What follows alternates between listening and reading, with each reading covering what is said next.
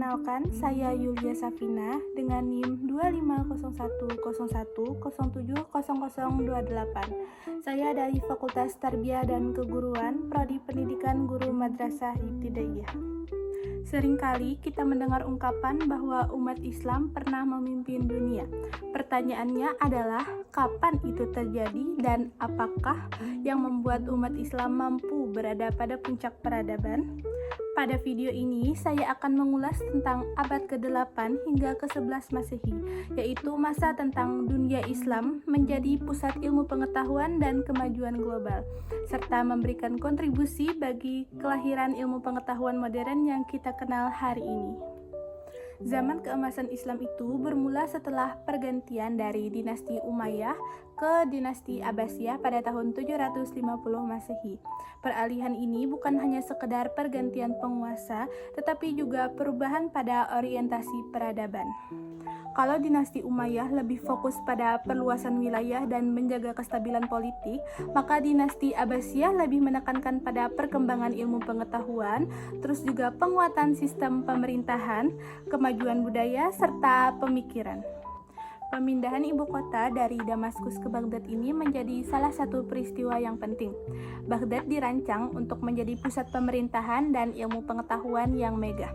Tidak butuh waktu lama, kota ini berkembang pesat dan tumbuh menjadi salah satu peradaban terbesar di dunia.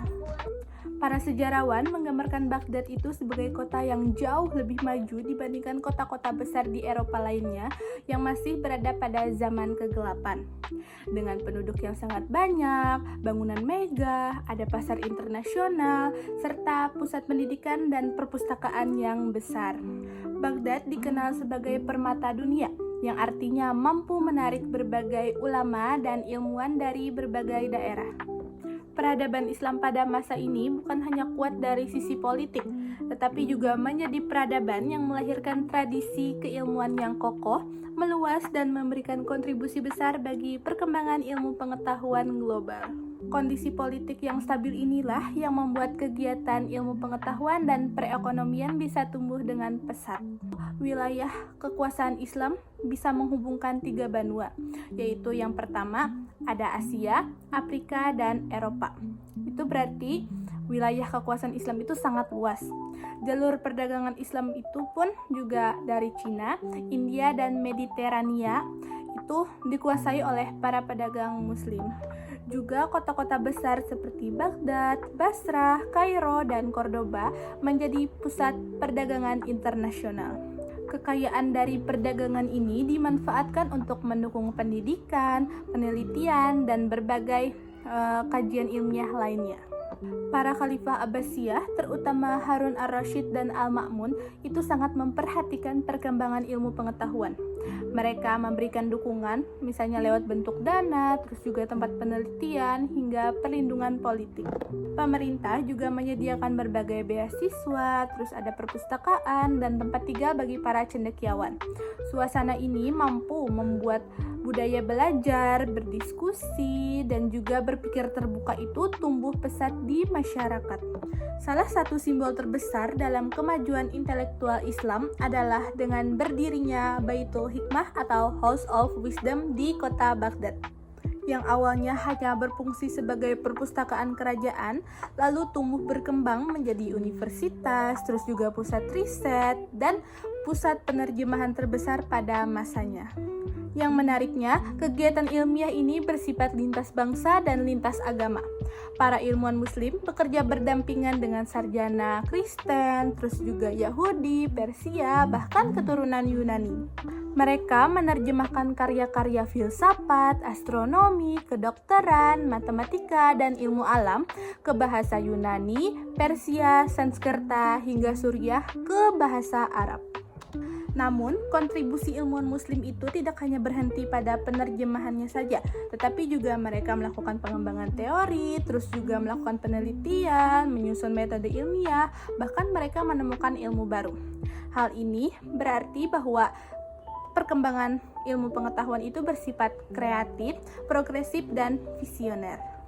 Pada masa kejayaan Abbasiyah ini muncul berbagai ilmuwan-ilmuwan yang besar seperti Al-Khawarizmi, Ibnu Sina, Al-Farabi, Ar-Razi, Ibnu Haytham, dan Al-Biruni. Mereka memberikan kontribusi yang besar dalam berbagai bidang seperti kedokteran, matematika, kimia, filsafat, optik, dan juga astronomi. Sehingga karya-karya mereka itu tidak hanya berpengaruh pada perkembangan Islam, tetapi juga menjadi dasar perkembangan ilmu pengetahuan di negara Eropa. Pemikiran dan penemuan mereka membuktikan bahwasanya peradaban Islam pada masa itu telah menjadi pusat kemajuan ilmu dan budaya dunia. Selain itu, pada masa Daulah Abbasiyah juga berkembang berbagai macam ilmu seperti ilmu kalam, tafsir, hadis, sains alam, arsitektur, teknik militer, dan juga ekonomi.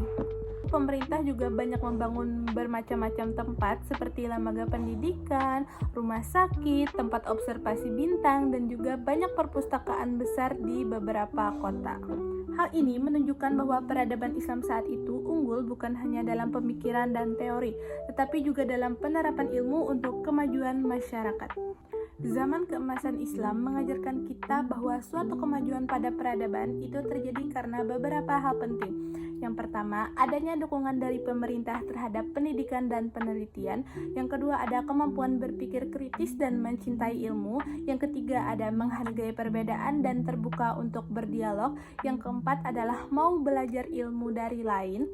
Yang kelima adalah menggabungkan ilmu dan sains. Dan yang keenam adalah pastinya ekonomi yang kuat dan stabil. Kalau kita melihat lebih dalam, kemajuan peradaban Islam itu dulu tidak hanya disebabkan oleh faktor agama, tetapi juga karena adanya budaya ilmu, terus juga kebebasan berpikir, keterbukaan terhadap budaya lain, dan dukungan dari pemerintah.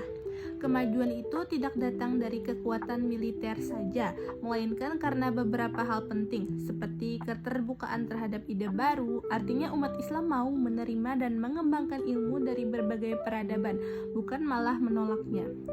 Terus ada dukungan pemerintah terhadap riset dan pendidikan. Para ilmuwan dihargai bukan hanya sebagai ahli agama, tetapi juga sebagai penemu dan pembaharu. Terus ada juga kerjasama lintas budaya dan agama. Ini membuktikan bahwa peradaban besar lahir dari kerjasama, bukan dari sikap menutup diri. Namun, sejarah juga menunjukkan adanya masa sulit, seperti peristiwa Mihnah, ketika penguasa memaksakan pendapat tertentu. Saat kekuasaan mulai mengatur kebebasan berpikir, dunia ilmu pun mulai terhambat. Akibatnya, ketika terjadi konflik politik dan semangat mencari ilmu menurun, kejayaan peradaban Islam pun perlahan memudar. Kesimpulannya, maju atau mundurnya sebuah peradaban itu sangat bergantung pada kebebasan berpikir dan semangat keilmuan masyarakat. Menurut saya, masa kejayaan Islam di era Abbasiyah ini memberikan pelajaran berharga bagi umat Islam masa kini. Kita sering merasa bangga dengan sejarah gemilang itu, tetapi belum benar-benar meneladani cara berpikir ilmiah dan terbuka yang dimiliki umat Islam pada masa tersebut. Kejayaan tidak akan datang hanya dengan mengenang masa lalu atau merasa bangga dengan identitas, tetapi juga harus diwujudkan lewat kerja keras, penelitian, inovasi, dan pendidikan yang berkualitas. Jika umat Islam ingin bangkit kembali, maka kita harus menumbuhkan kembali semangat mencari ilmu, terus juga gemar membaca, berdiskusi, dan mempelajari sains sambil membangun ruang berpikir yang kritis dan bebas dari fanatisme yang sempit. Dunia pendidikan juga perlu diarahkan agar tidak hanya menekankan hafalan, tetapi juga melatih kemampuan berpikir, berkreasi, dan meneliti. Selain itu, penting untuk menumbuhkan sikap toleran dan kerjasama dengan berbagai budaya, sebagaimana dicontohkan oleh para ilmuwan muslim di masa lalu.